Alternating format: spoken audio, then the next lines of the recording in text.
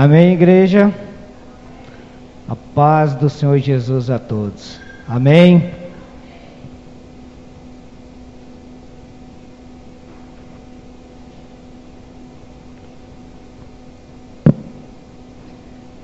É um motivo de muita alegria estar mais uma vez aqui reunido com os irmãos.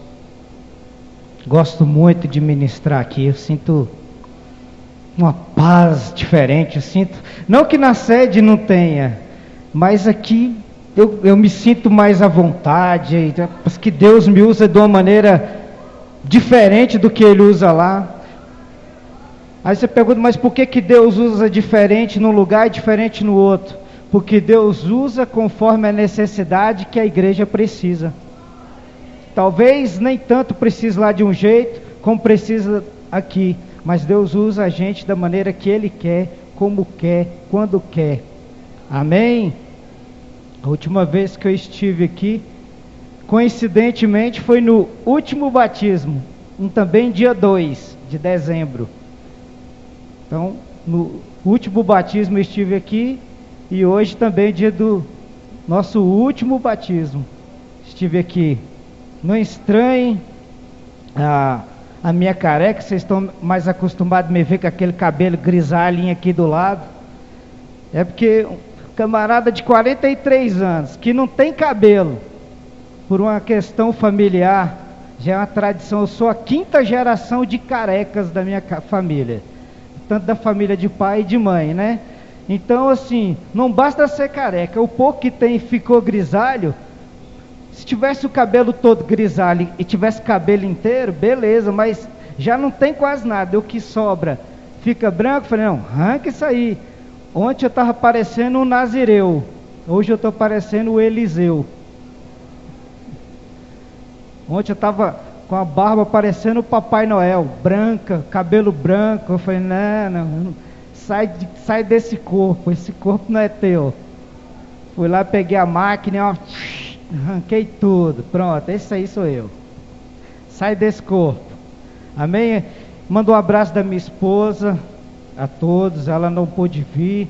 Nosso filho, o Eduardo, ele teve uma crise asmática de quinta para sexta, ficou internado lá na madrugada, e ele foi liberado logo pela manhã. Então, se ele encontra-se em recuperação, e se ele sair, ele não deixa ninguém assistir o culto, ele fica correndo por aí, ele não pode se agitar. Então por isso que eles não vieram, por isso que eu vim só. Mas eu mando um abraço para todos os irmãos.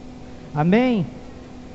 Sem mais delongas, abra sua Bíblia aí na carta do apóstolo Paulo aos Romanos, no capítulo 8, texto muito conhecido, um texto muito lindo. Romanos capítulo 8.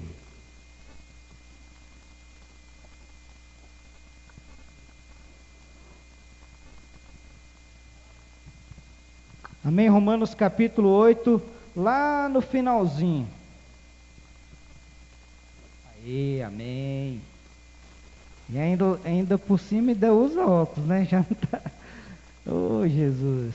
Mas não sou velho não, tá, irmão? Tem só 43 anos. Amém? Todos encontraram? Romanos capítulo 8, a partir do verso 31. Diz assim: que diremos, pois, a estas coisas? Se Deus é por nós, quem será contra nós? Aquele que nem mesmo a seu próprio filho poupou, antes o entregou por todos nós, como não nos dará também com ele todas as coisas? Quem intentará acusação contra os escolhidos de Deus? É Deus quem os justifica. Quem é que condena? Pois é Cristo quem morreu, ou antes, quem ressuscitou dentre os mortos, o qual está à direita de Deus e também intercede por nós. Amém. Feche seus olhos.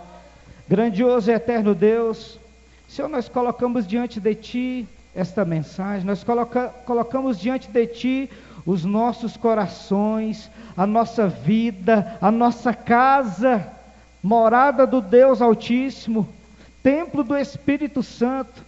Fala aos nossos corações, não aquilo que queremos, nem aquilo que precisamos, mas aquilo que o Senhor determinou, desde o teu trono até aqui, para que entre nos nossos corações e venha fazer transformação.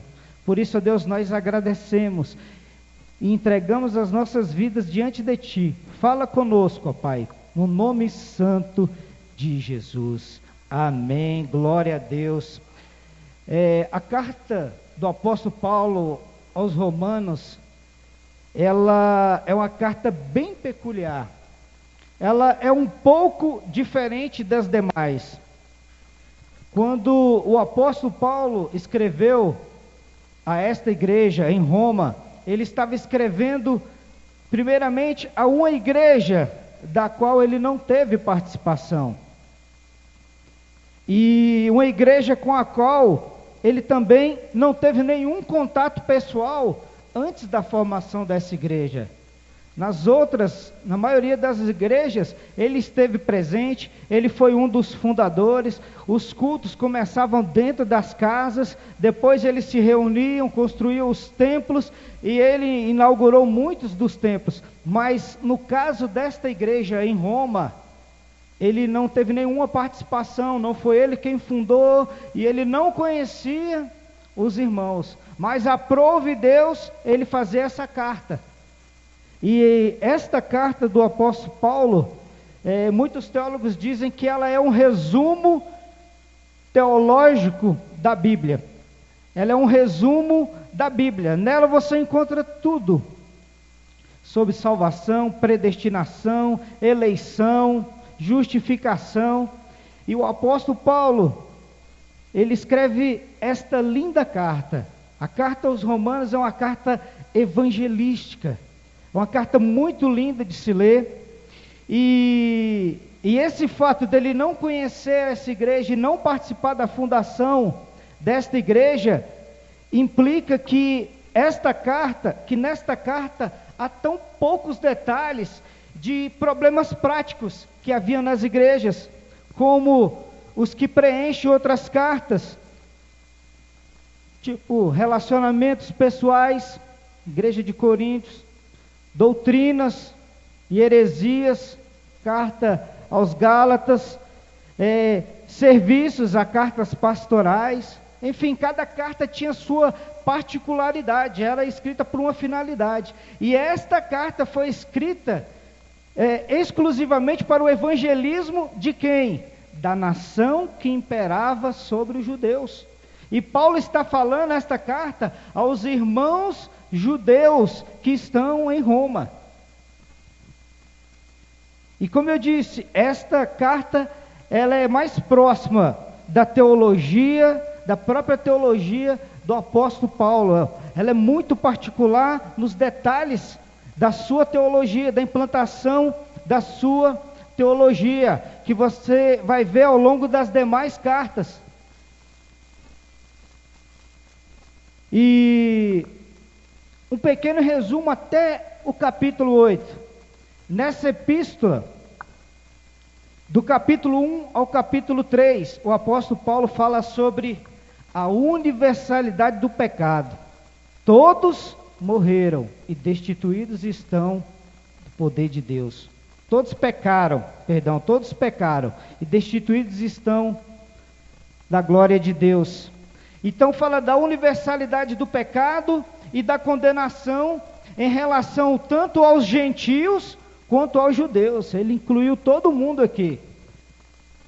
E também trata da fidelidade e da justiça de Deus, até o capítulo 3. No capítulo 4, ele nos mostra que mesmo na antiga aliança, isto é, a lei, a justificação não era por obras, mas também era por fé.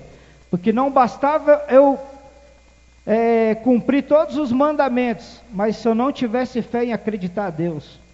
Da mesma forma, na graça. Eu tenho que ter fé, eu tenho que acreditar. O autor de Hebreus vai dizer, é necessário que todo aquele que se aproxima de Deus, creia que Ele exista, e que é galardoador dos que o buscam. Então, isso ele fala no capítulo 4, que a antiga aliança não era por obras, mas também por fé. No capítulo 5 ele fala sobre os frutos da justificação. No capítulo 6 ele fala sobre os efeitos da santificação na vida daquele que acredita em Cristo, daquele que se converte a Cristo. No capítulo 7 fala da morte para a lei. Não estás mais sob o jugo da lei, mas sim vives pela graça. E no capítulo 8 fala de uma vida no Espírito Santo. E Paulo, quando expõe essa situação, esse texto que nós acabamos de ler, que diremos, pois, estas coisas, se Deus é por nós, quem será contra nós? Ele está usando uma linguagem metafórica, jurídica, forense, para convencer, para persuadir todos aqueles irmãos ali, os irmãos judeus. Por que ele usa essa linguagem? Porque os irmãos judeus eram legalistas, e por serem legalistas, queriam usar a lei em cima de todas as palavras que Paulo usa. Então, já que eles estão falando de lei, vou usar termos forenses, termos jurídicos, para convencê-los de que a maneira que eles pensam está errada. E é impossível nós lermos esses versos finais do capítulo 8, sem que tracemos em nossa mente um claro cenário de um tribunal. Imagine um tribunal, onde, como eu disse, o apóstolo usa essa técnica literária, muito comum em sua linguagem, para convencê-los. Pode ver no versículo 33, ele vai usar as palavras acusação e justificação. No versículo 34, ele vai usar a palavra condenação. São termos jurídicos, palavras forenses. Então ele já começa ali a tentar persuadir os irmãos.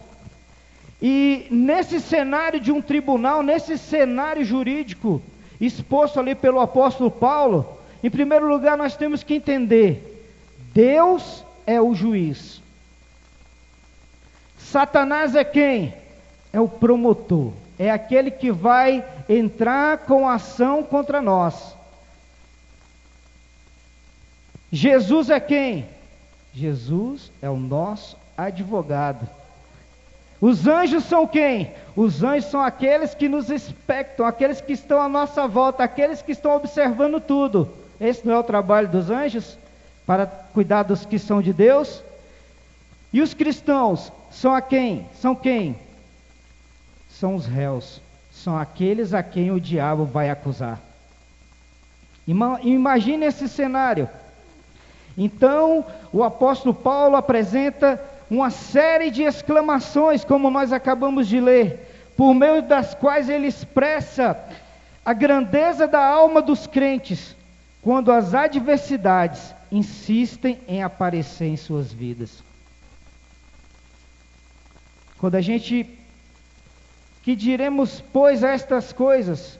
Que diremos, pois, a esse problema? O que é que eu vou fazer? O acusador está me acusando, está me caluniando, está me humilhando. Não, se Deus é por nós, quem vai ser contra nós? Se Deus é por nós, quem vai ser contra nós? O versículo traz primeiro uma afirmação condicional. Se Deus é por nós, ele está colocando uma condição. Se Deus é por nós, significa que eu estou em Deus. Então, se Deus é por nós, não tem quem venha contra nós, porque nós estamos guardados pelo Senhor.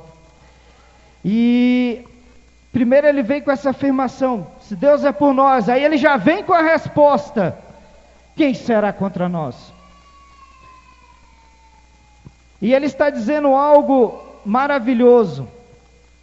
Deus está a nosso favor, Deus está do nosso lado, Deus está conosco, Deus é por mim, Deus é por você, Deus é por nós, Deus é por sua igreja. Não há causa impossível diante de Deus, não há problema impossível diante de Deus, não há doença incurável diante de Deus, não há problema qualquer diante de Deus. Se Deus é contigo, Deus há de te trazer uma resposta, Deus há de restaurar, Deus há de curar, Deus há de transformar, Deus há de te reerguer, de te levantar, de te restaurar, porque Ele é com você e nada pode ir contra você.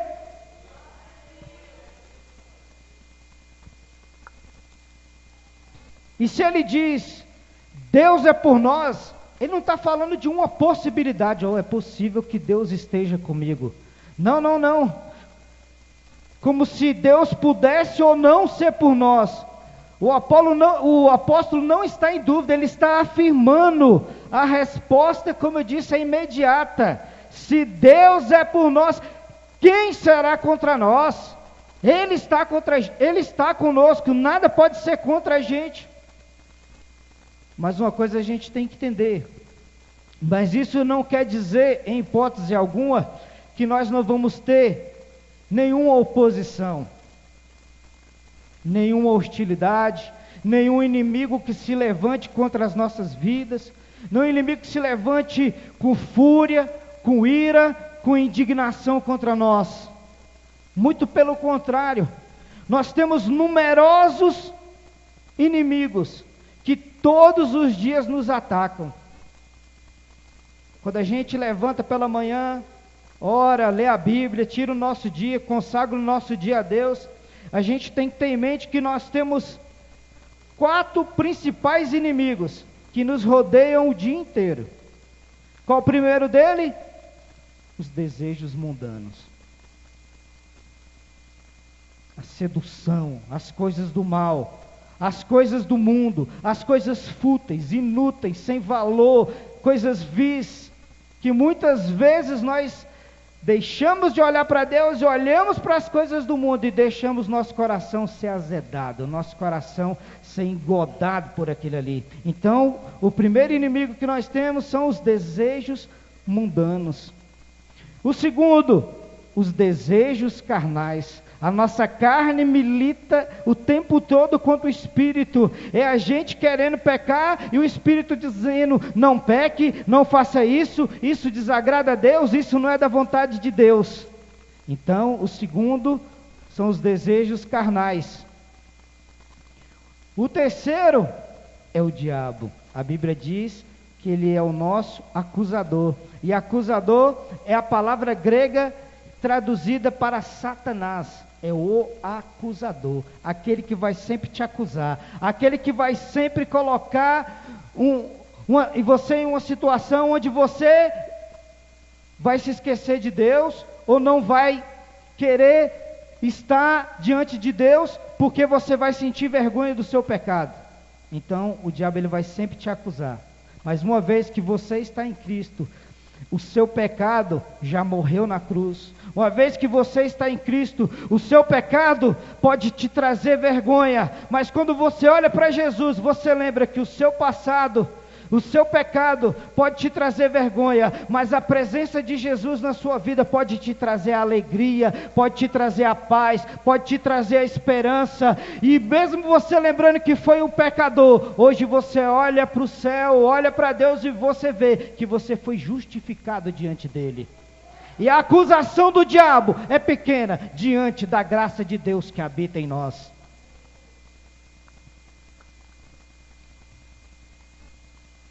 E o último, a nossa natureza pecaminosa.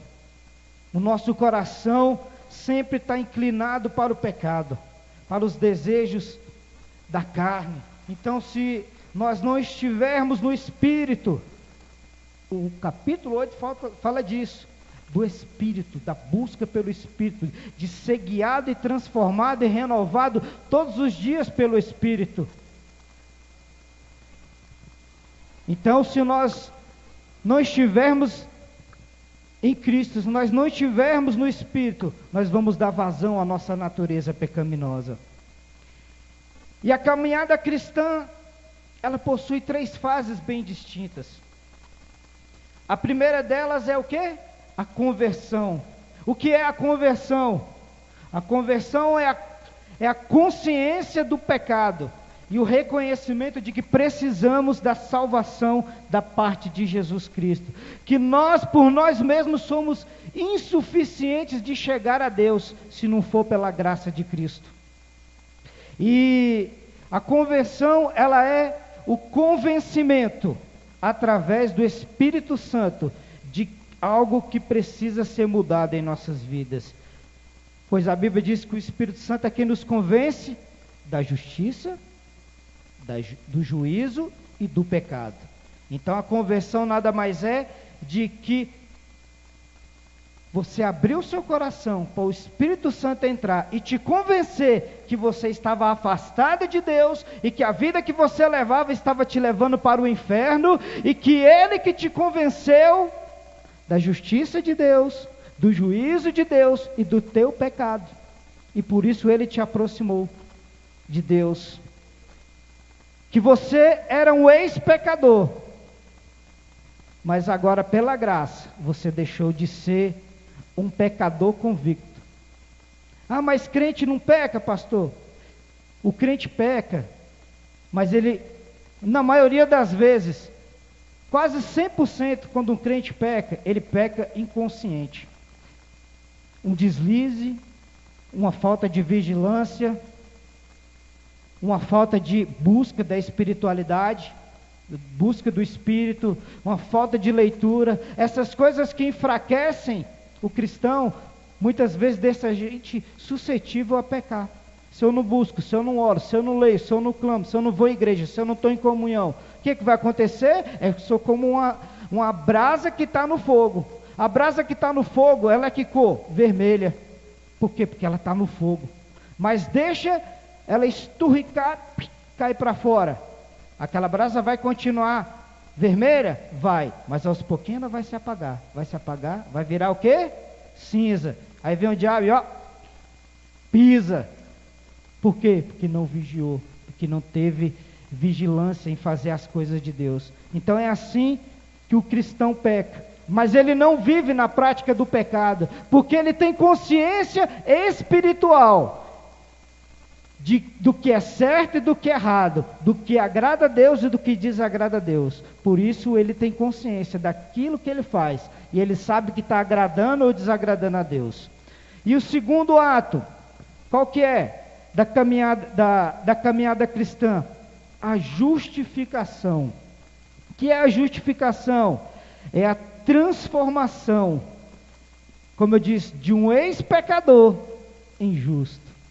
É verdade, eu era pecador, eu bebia, eu me prostituía, eu xingava, eu brigava, eu escarnecia, eu era um devasso, eu era isso, eu era aquilo. Não sou mais. Aquele pecado ficou para trás, daqui para frente é vida nova. E eu era um pecador, não sou mais. Por quê? Porque eu me arrependi de cada um dos meus pecados e passei a ter uma mudança de vida. E a vida que vive em mim é a vida de Jesus Cristo. Então eu estou justo, porque Ele me justificou. Então eu me torno justo diante dEle, para apresentar as minhas petições, para apresentar a minha vida diante dEle, e para pedir a Ele que Ele me livre todos os dias do pecado, e que Ele me dê forças para vencer todas as tentações. Então, esse segundo passo é a justificação. E o último, a santificação. A santificação, talvez seja, não é à toa que ele é o último, que para você chegar até a santificação, você precisa passar primeiro pelos dois. Primeiro você precisa se converter.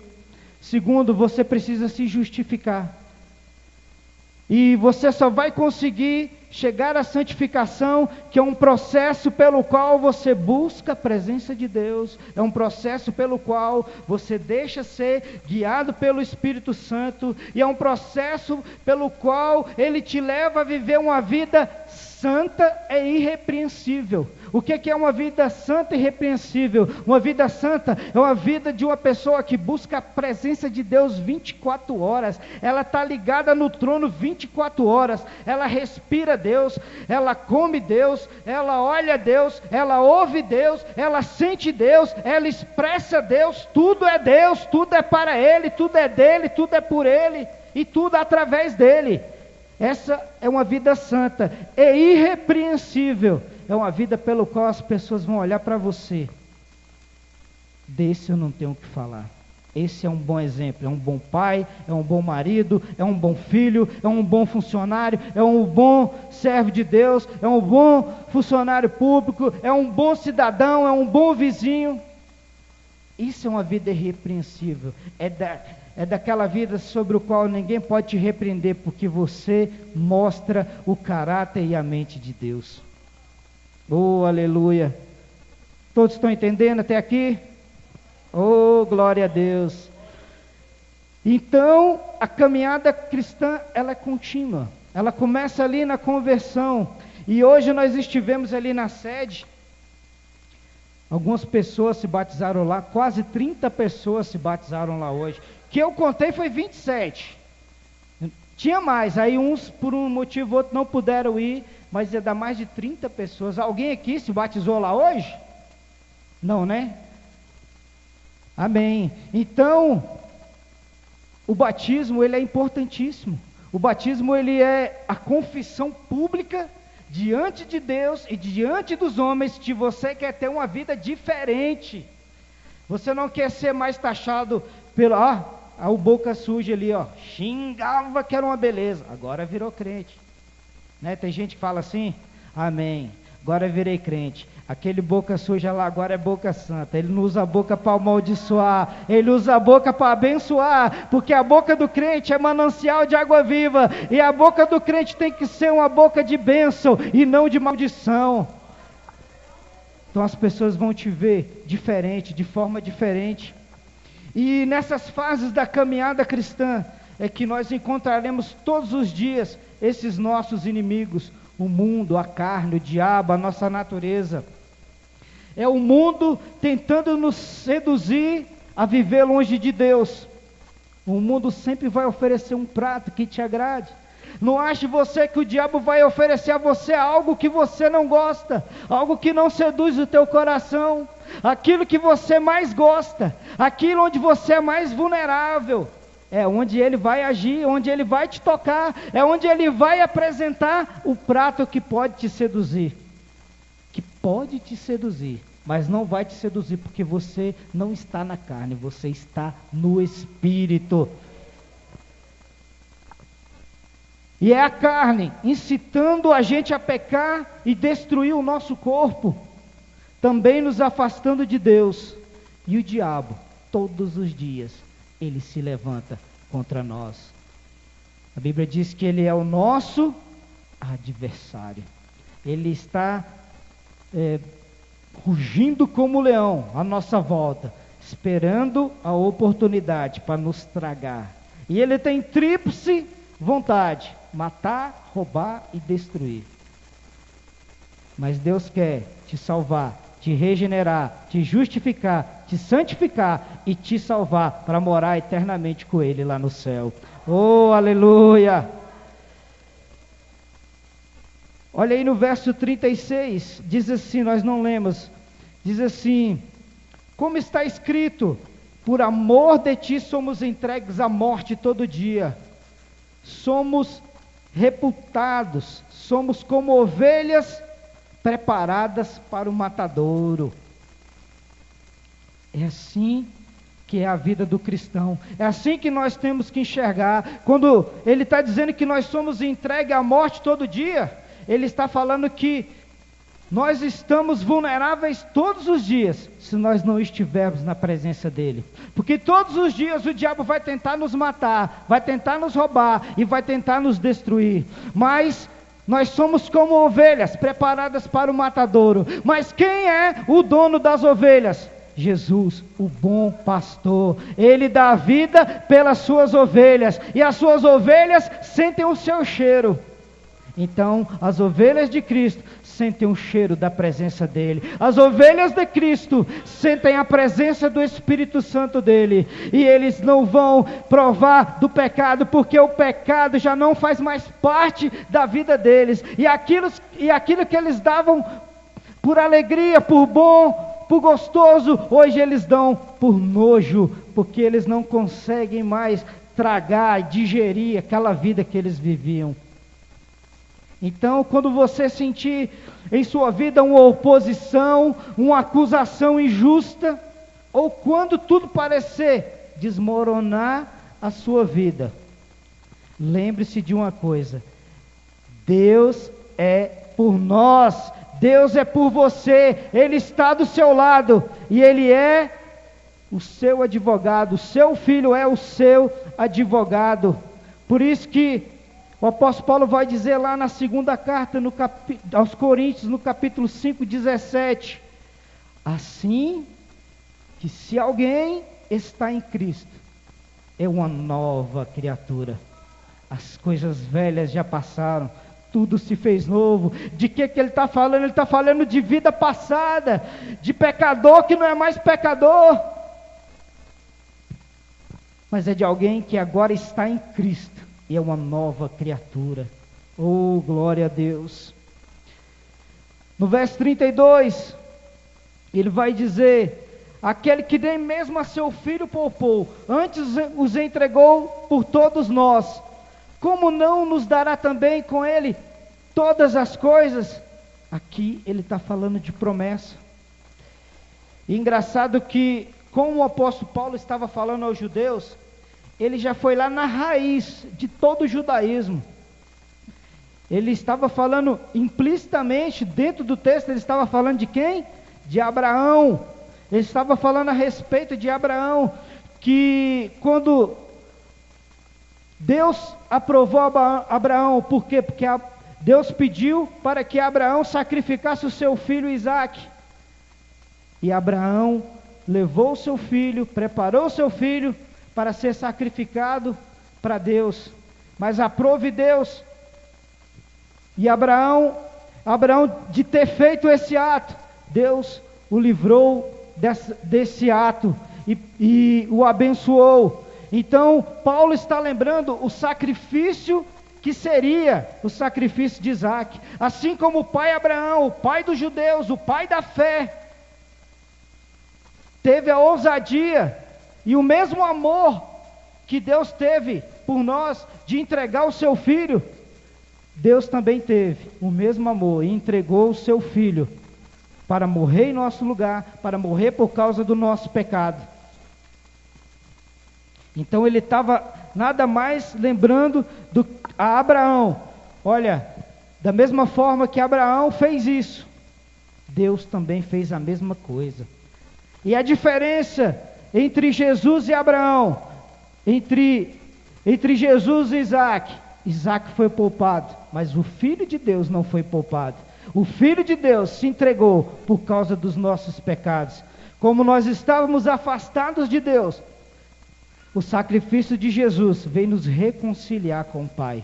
Porque o sacrifício de bodes e cabras não é suficiente para salvar uma vida, mas o sacrifício de Jesus é suficiente para nos resgatar e nos salvar e nos dar uma vida eterna em Cristo Jesus, na glória. Quem tentará, isto é, quem planejará, quem projetará acusação contra os escolhidos de Deus, contra os eleitos de Deus? A gente precisa entender uma coisa. Muitas vezes a gente pensa que o principal trabalho do diabo é nos tentar. O diabo está me tentando, o diabo está colocando isso no meu caminho, está fazendo com que eu quase venha pecar. Eu quero dizer uma coisa para você: o principal trabalho do diabo não é tentar você. O principal trabalho do diabo é nos acusar. Todos os dias ele vai nos lembrar de algo que fizemos, Ele vai aproveitar uma situação cotidiana da nossa vida para nos fazer lembrar de algo que a gente fez, que Jesus nos perdoou, mas Ele continua nos atacando, continua nos acusando. Para quê? Para que Ele faz isso? Para tentar tirar você da presença de Deus, para tentar fazer você se desviar da presença de Deus. Ele nos acusa para abalar a nossa confiança em Deus, a nossa alegria na nossa caminhada cristã, porque quando a gente lembra de alguma coisa muito errada que a gente fez, todos nós aqui já fizemos coisas erradas, talvez nós aqui, quando lembramos de alguma coisa que a gente fez, que a gente para olhar como isso foi ruim, como eu pude fazer isso. Então é isso que o diabo ele tenta todo dia, colocar na sua mente que você é um pecador. Mas o que o Espírito Santo faz todos os dias? Todos os dias o Espírito Santo vai te mostrar que você também é pecador, só que de uma forma diferente. O diabo vai te mostrar que você é pecador para você continuar pecando, e o Espírito Santo vai te mostrar que você é pecador para deixar de pecar e continuar buscando a presença dele. É isso que nós temos que entender. E aquelas acusações já passaram, nós confessamos os nossos pecados. A Bíblia diz em 1 João 1,9: se confessarmos o nosso pecado, Ele é o quê? Ele é fiel e justo para nos perdoar os pecados e nos purificar de toda injustiça. É exatamente isso. O acusador não está sendo injusto, porque ele está te acusando de algo que você já fez, que você já pagou e que você foi perdoado e justificado, mas ele está ali te acusando. Mas o sangue de Jesus nos purifica de toda injustiça, de toda injustiça. E se a gente for analisar esse caso do tribunal que nós falamos, nada poderia ser mais estúpido do que trazer acusações contra aquele a quem Deus, o juiz, já absolveu. Jesus já te absolveu, Jesus já te perdoou. O nosso advogado é Jesus Cristo, está à direita do Pai. É como se ele dissesse assim para o Pai: Pai, ele já se arrependeu, ele já se converteu, ele está buscando a minha face, ele está buscando a minha presença, o Espírito Santo está com ele todos os dias, e ele está vivendo uma vida de retidão, e está buscando a santidade, então não há nada que se tenha para acusar contra ele. Bate o martelo, está absolvido, em nome de Jesus. Glória a Deus, oh aleluia. No verso 34, ele vai dizer: quem é que condena? Pois é Cristo quem morreu, ou antes, quem ressuscitou dentre os mortos, o qual está à direita de Deus.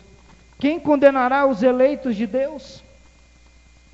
Como eu disse, uma coisa é o diabo te acusar, outra é ele te condenar. Primeiro que ele não tem esse papel de condenar, porque o justo juiz é Deus Pai, e o diabo ele só vai ter o poder de se levantar contra você, e também o poder de cair, porque quando o diabo se levanta contra aquele que é escolhido de Deus, ele vai continuar se levantando todos os dias, mas todos os dias ele vai cair, porque quem nos justifica é Deus. Oh, aleluia! Abra sua Bíblia aí, em Colossenses capítulo 2.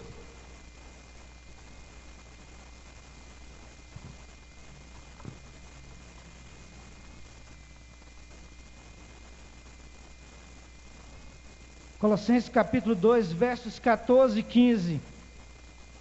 Ninguém, irmãos, pode nos acusar, porque é Deus quem nos justifica. Às vezes, o diabo usa alguém para nos condenar, para nos humilhar diante das pessoas, nos usa para nos descaracterizar, para nos difamar, para trazer uma má fama sobre nós. Mas a Bíblia diz que pelos frutos conhecereis a árvore. As pessoas podem te acusar do que for, sem te conhecer, mas no dia que ela te conhecer, ela vai saber que você é uma pessoa leal, que você é uma pessoa íntegra, que você é uma pessoa honesta. E quem te acusa e te difama é que realmente tem essa fama de ser mau, de te acusar daquilo que você não é. Então, ninguém poderá nos acusar, porque é Deus quem nos justifica. O nosso texto diz aí, Colossenses 2, 14 e 15. E quando vós estáveis o quê? Mortos aonde? Nos pecados e na incircuncisão da vossa carne, vos vivificou juntamente com ele, perdoando-vos todas as ofensas. Todas as acusações que eram contra nós, elas foram perdoadas. Então não adianta o inimigo ou qualquer pessoa se levantar para te acusar de coisa alguma, porque uma vez que você serve a Cristo, uma vez que você está na presença de Deus, você é justificado diante dele. E só você sabe quem é você diante de Deus. E só Deus sabe quem é você diante das pessoas. E ele vai dizer aí no 15: havendo riscado a cédula que era contra nós nas suas ordenanças, a qual de alguma maneira nos era contrária, e atirou do meio de nós, cravando aonde? Na cruz. Então, tudo aquilo que era contra você foi pregado lá na cruz. No dia que Jesus subiu à cruz, no dia que Jesus foi crucificado, o sacrifício de Jesus nos trouxe a paz. O sacrifício de Jesus nos reconciliou com Deus. O sacrifício de Jesus rasgou todo o intento, toda a cédula, todo o testamento que nos acusava de pecador, foi rasgado e foi cravado na cruz e justificado pelo sangue de Jesus que foi vertido e derramado. Oh, glória! Você podia aplaudir o Senhor? Oh, aleluia! Glória a Deus! Queria que você curvasse sua cabeça nesse momento, fechasse os seus olhos e começasse a orar a Deus. Queria convidar o ministério de louvor, pode se posicionar aqui. Queria que você se colocasse diante do Senhor, se apresenta diante dEle. Quem tu tem sido diante dEle? Quem você tem sido diante da tua família, diante dos teus colegas de trabalho, diante dos teus amigos de faculdade? Quem tu tem sido diante dos teus vizinhos? Quem tu tem sido diante da igreja, diante da tua liderança? Quem você tem sido diante de Deus? Será que o inimigo tem motivo para te acusar? Ele pode até arrumar motivo para te acusar, mas você tem muito mais motivo para glorificar a Deus, porque você entendeu a palavra do Evangelho. Você entendeu que você era um pecador, mas você não é mais. Você entende que o pecado, ele pode acontecer, mas não é algo que você vai buscar, que não é algo que você deseja, não é algo que você deixou plantar no seu coração. Mas o pecado é um vacilo, é um deslize, e é algo que você não quer fazer. Não quer fazer porque você ama a Deus, não quer fazer porque você ama buscar a presença de Deus. Você não quer pecar para satisfazer a tua carne, mas você não quer pecar porque você não quer entristecer o Espírito Santo de Deus.